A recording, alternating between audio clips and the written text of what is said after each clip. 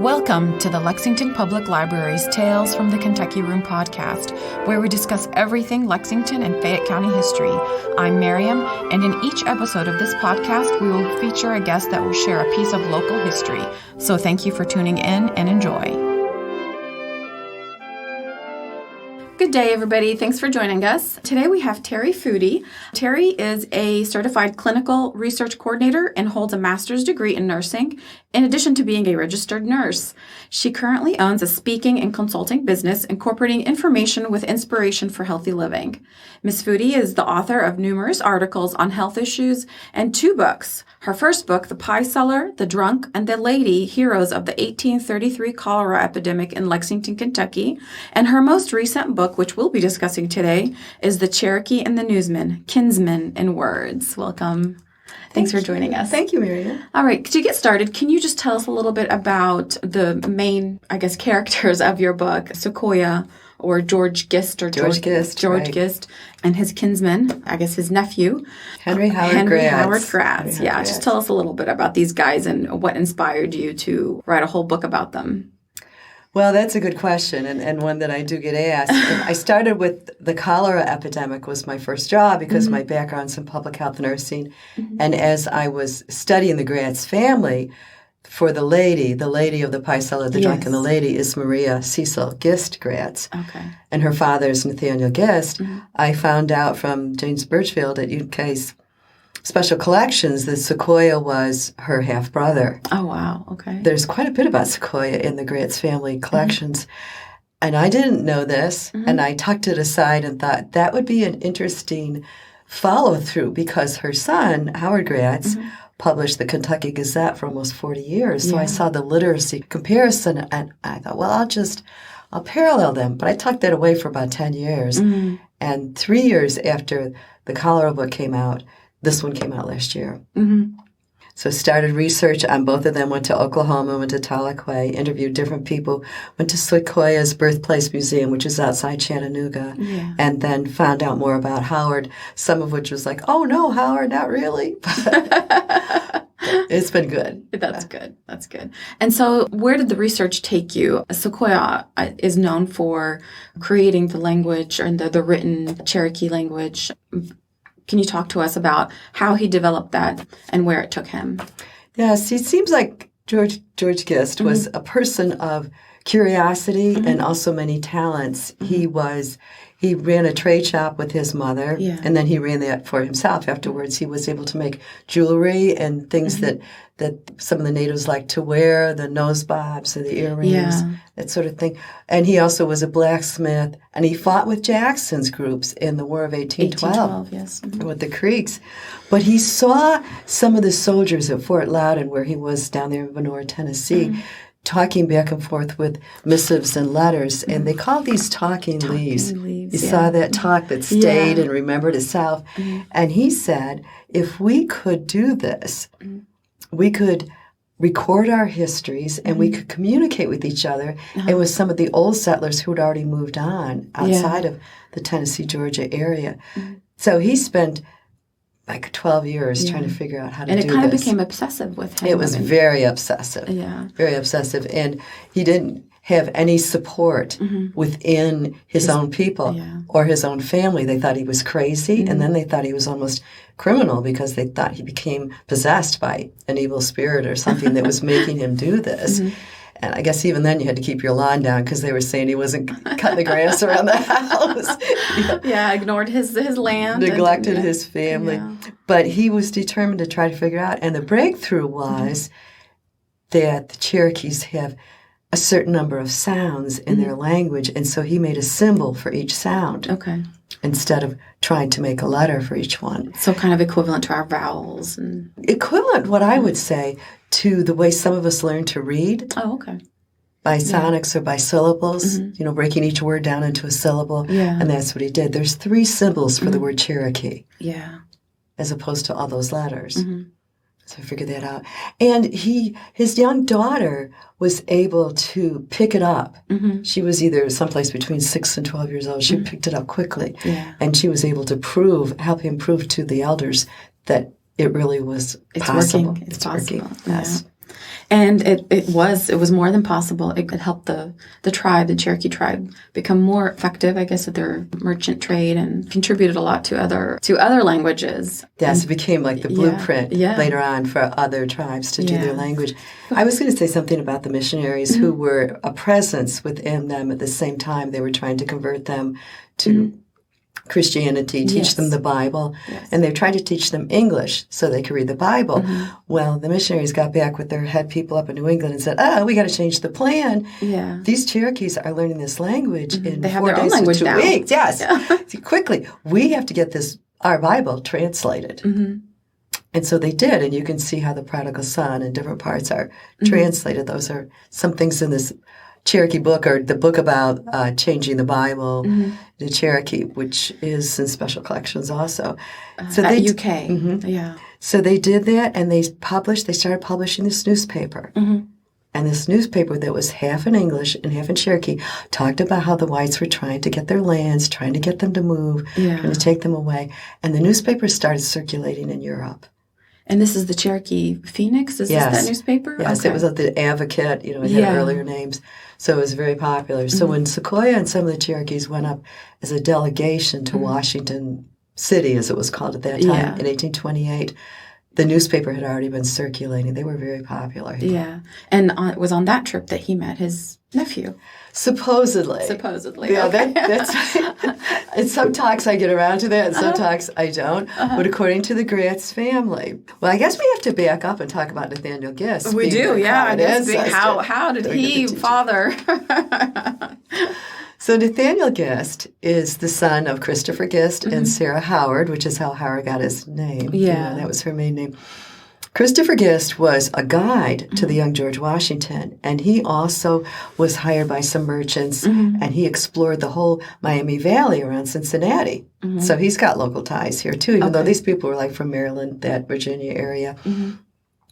Nathaniel was his son, obviously, and he was his father's son. He was an explorer also and a tradesman, and he was sent to the Overhill Cherokees, which is where Sequoyah's people were. His mother, Wata, and Tassel, her brother, who had an Indian name. Yeah. And he became pretty close to them. He became very close to Tassel. He became close to Wata, and they formed a liaison. And as was explained to me by a reenactor in West Virginia, this would not have been an embarrassment to her because he could offer something to her. Yeah. And with Cherokees being a matriarchal society, a woman would form a liaison with a man that would be beneficial to her. And when she was through with him, she just put her things outside the house, and he knew that it was time to go. It was time to go.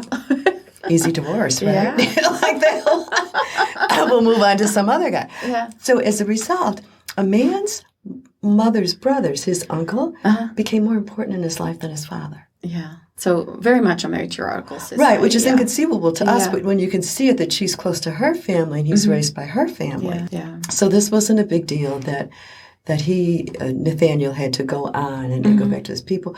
But there's other proof.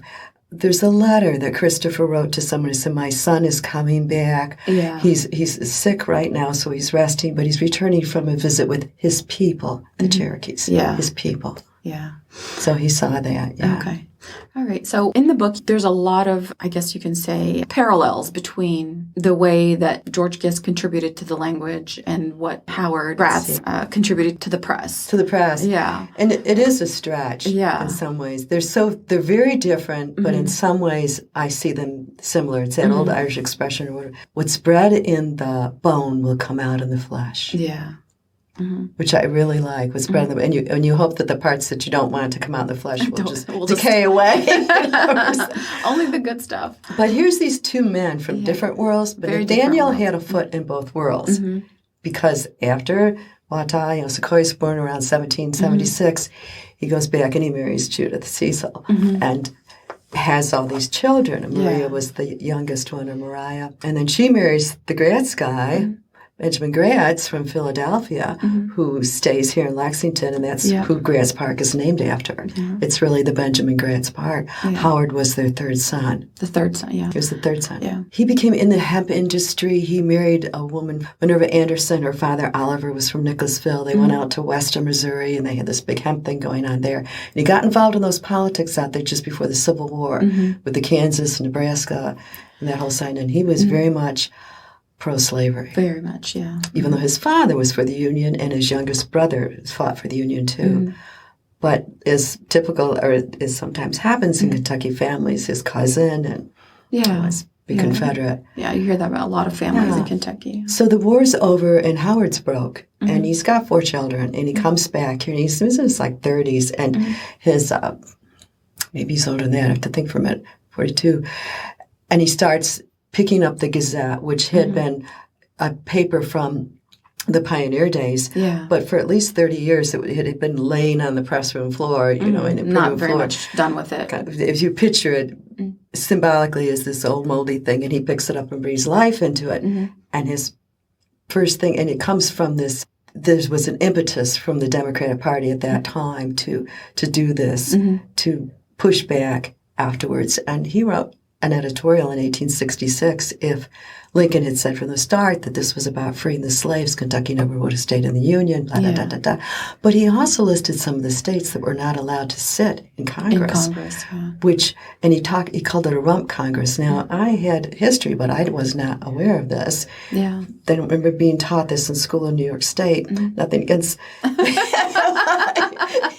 we didn't learn about the Cherokees either. We learned about the log cabins and the Iroquois and the Mohegans. Yeah. But those were the ones up in New York State. But as I was telling Mariam before we started, is on that same initial newspaper, he wrote an editorial about orphanages. You know, and his mother formed that orphanage after the cholera epidemic, but she died when he was 17. So he still honored her spirit. He was very much honoring her and living out her legacies. Yeah. And he wrote this article that if we were good Christians and we took care of these orphans and ragamuffins and street urchins, they would not grow up to be criminals. Yeah.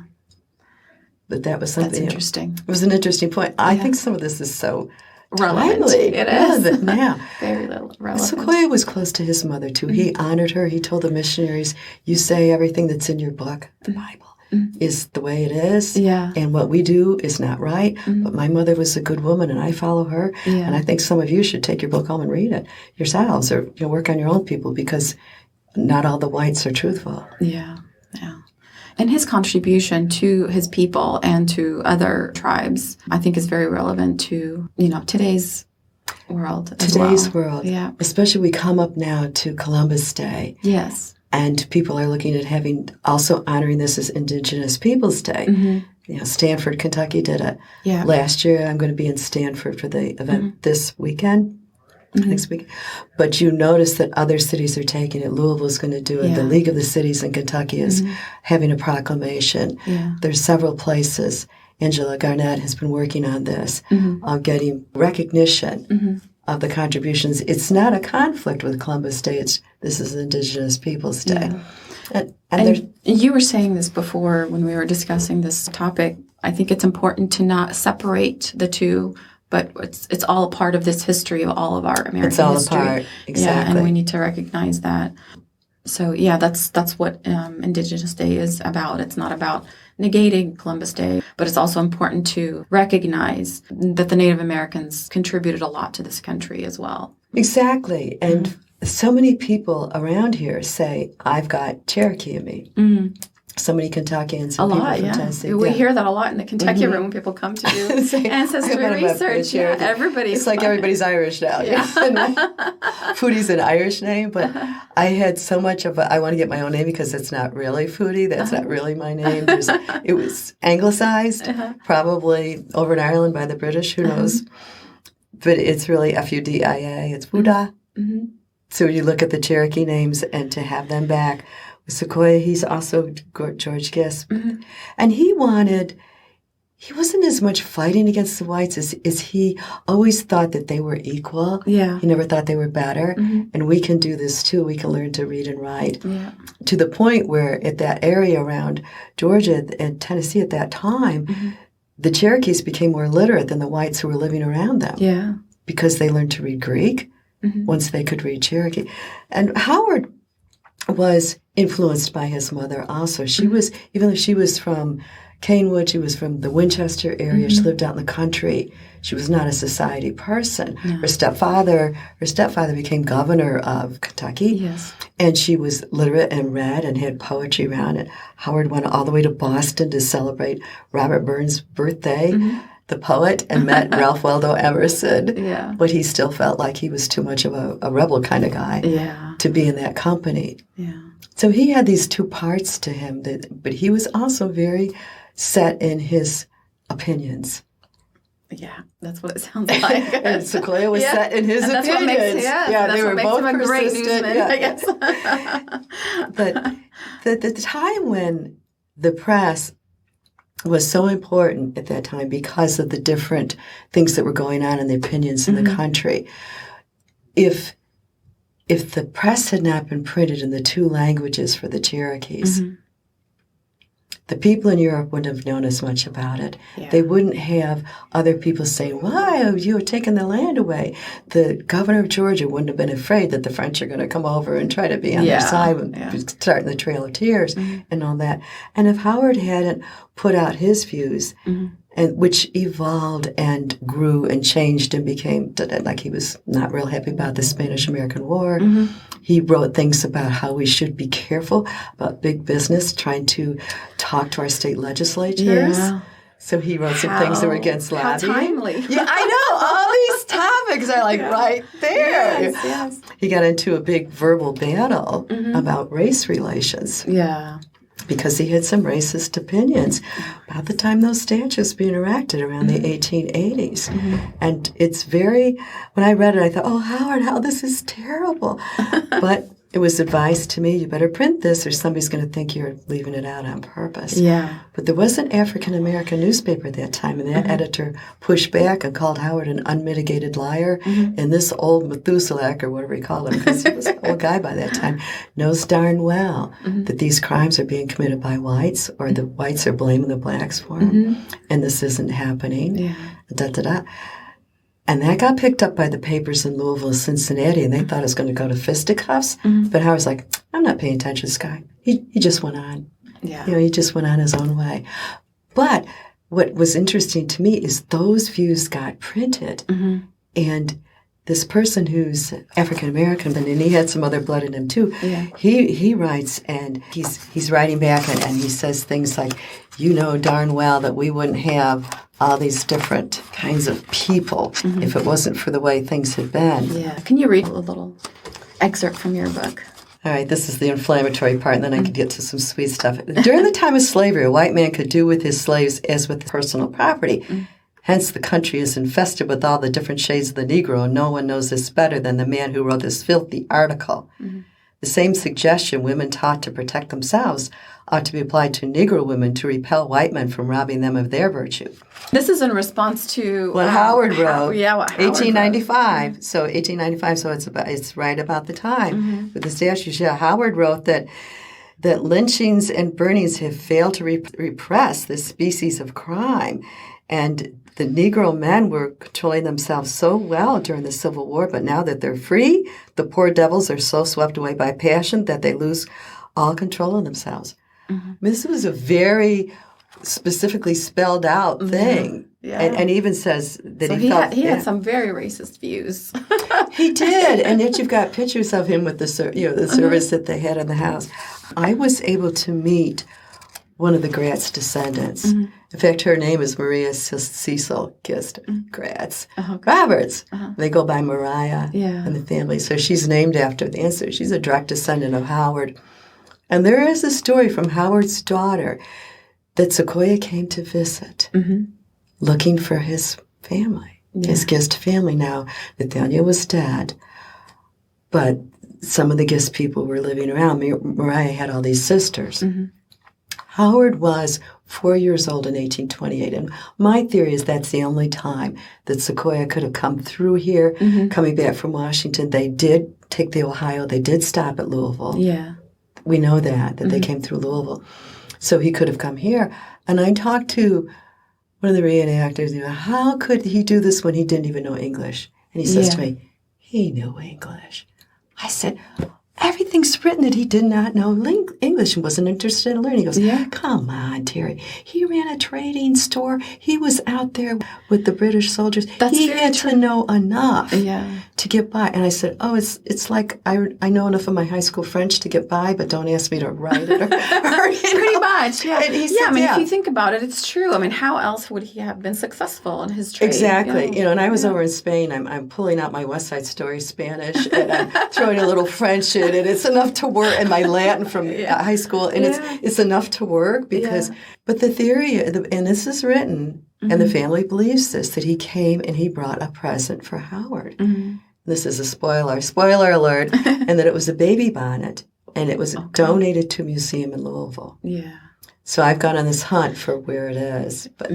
But the other part is that it's also written that he was well received by the family. Yeah, and apparently they welcomed him, and they kept track of his connection too. They kept track of enough things to have it in their collections, in the Grass collections. They've got this Cherokee Bible, a story of how the Cherokee Bible was written, and that sort of thing. And that is in the Grass collections. And there's some sayings. There's something else that I read in here where this man was talking to a religious group up in Ithaca, New York, in his time when he was with the Cherokees, and he said, I was getting a drink of water, and this woman came along bareback on this pony, and, the jet black hair and the red blanket, and she has this lusty baby child in her arms, and she just jumps off the pony and gets a drink, and the horse gets a drink, and then she bounces back up, and no saddle, just rides off it. And I'm sitting there, and I wrote, can you imagine the women in their whalebone corsets sitting there listening to this and going, have you ever ridden bareback? Never. But he was talking about the coordination and how that all goes. Yeah, but that's their life. Jeff Corntassel, Ph.D., is in Vancouver, British Columbia. He still goes back to Oklahoma and has ties with the Cherokees there. So he's a direct descendant of Sequoyah's uncle. Okay. And he's involved with the indigenous resurgent movement to energize the communities to connect to the land culture. Regenerate your family on a daily basis. Find ways to challenge and undo the legacies of colonization. I think we all need to do that. And he says the Cherokees will be all right if they bring together the interrelationships between land, language, ceremony, and sacred living histories. If any one of these gets diminished, it impacts all the others. And fire is very important to the Cherokees. The British said that they saw so many stomp dance fires, it was like all the stars in the sky. Yeah. And I think for me personally, I talked about my Irish ancestry, that so many people, all these people in America, we all come from different parts of the world. And we all need to honor all the stars in the sky. And the more we honor and recognize each other, the more we can light up. Yes. And make it all brilliant for everybody else. And as far as the free press goes, I have an article in there about the history of the free press. It was written in 1835. And in that, it talks about the printing and the press and newspaper and libraries and all that being a dress for the immortal mind. A dress for the immortal mind. Yeah. Thank you. And on that note, we will end. We will end. Yes. Thank you so much for joining us. Thank you, Mariam. All right. The Cherokee and the Newsman, Kinsmen and Words by Terry Foody is available for checkout at the Lexington Public Library. If you would like to purchase your own copy, visit Terry Foody's website at www.terryfoody.com. You can also check with a local bookstore here in Lexington. Thanks for listening to Tales from the Kentucky Room, a podcast brought to you by the Central Library's Kentucky Room staff at the Lexington Public Library.